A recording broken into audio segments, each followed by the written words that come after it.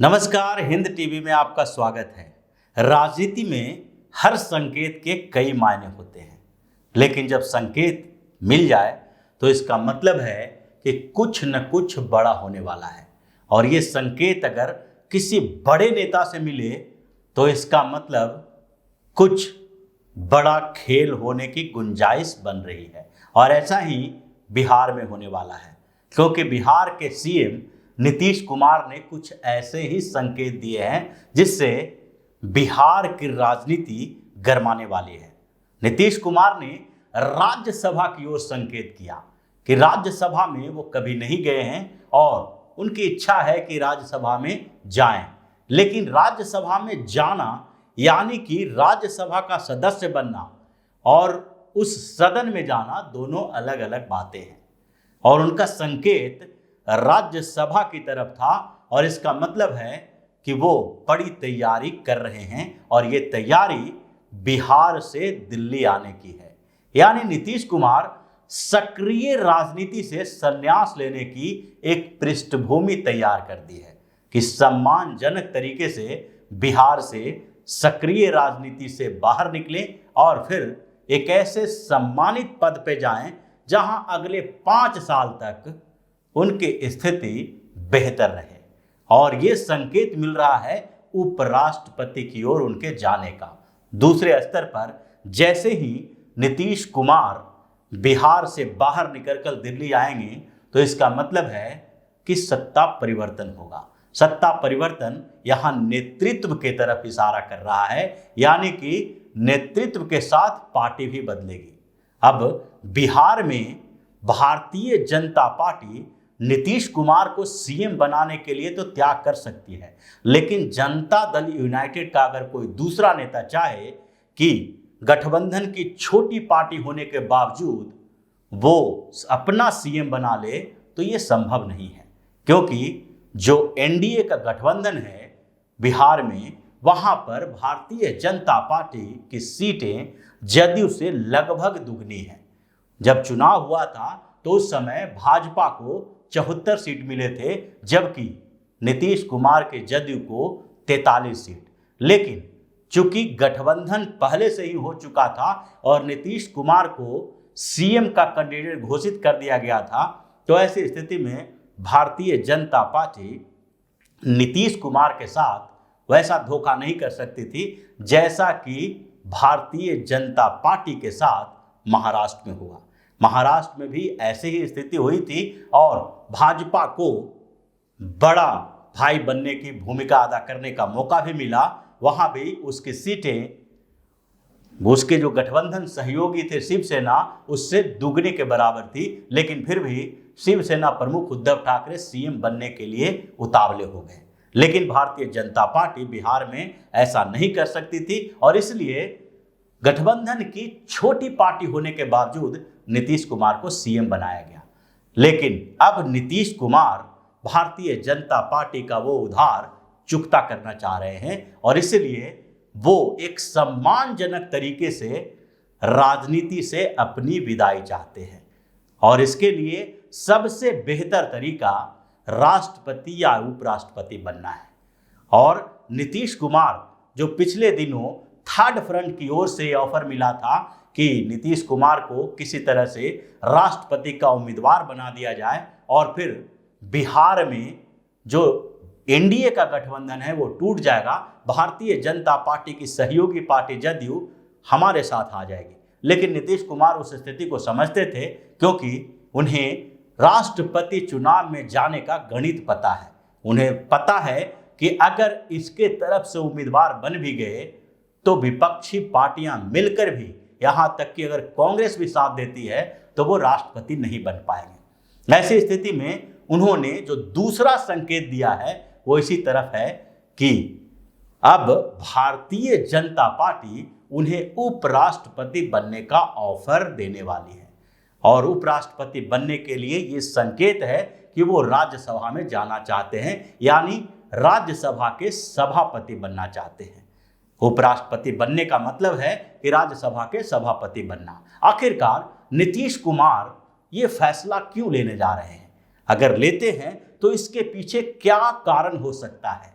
इसके लिए नीतीश कुमार के कैरियर के कुछ मोड़ को देखना पड़ेगा, जब नीतीश कुमार अपने सियासी कैरियर के चरम पर थे और अब धीरे धीरे गिरते हुए वो ऐसी स्थिति में आ गए हैं कि किसी दूसरी पार्टी के दया पर सीएम बने हुए हैं।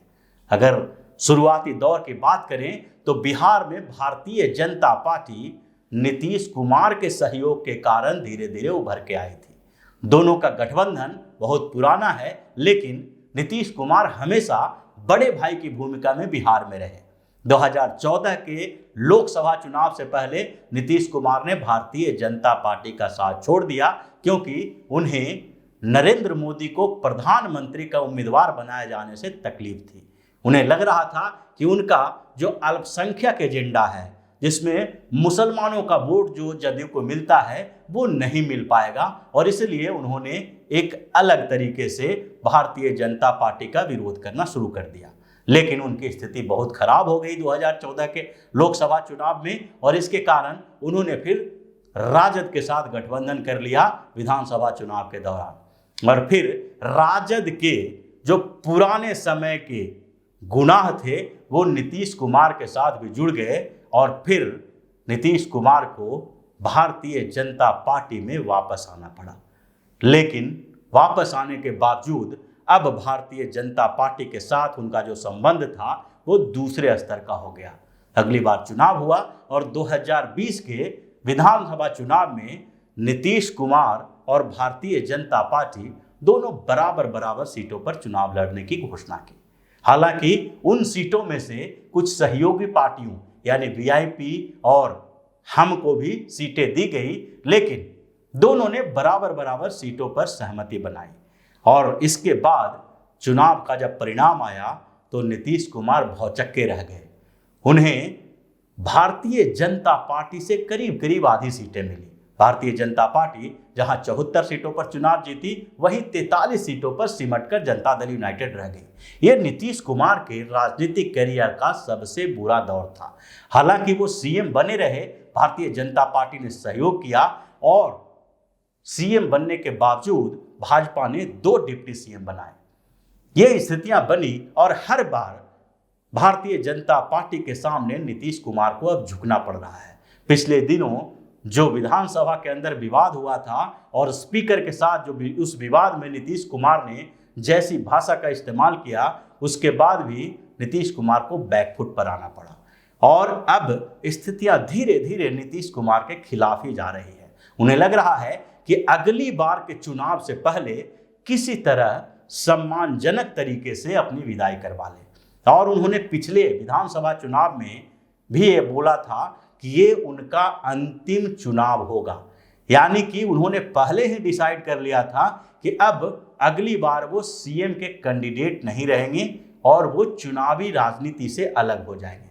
लेकिन स्थितियां फिर ऐसी बदल गई है कि उन्हें लग रहा है कि अगर चुनाव के आसपास हम अपना स्टैंड बदलते हैं तो फिर हमें कोई बड़ा पद नहीं मिल पाएगा। और इसलिए भारतीय जनता पार्टी का भी उनके ऊपर दबाव है कि अभी जो चुनाव के बाद भाजपा ने जो वादे किए थे वो पूरा कर दिया है, और भाजपा के वादे के मुताबिक वो सीएम बन भी गए।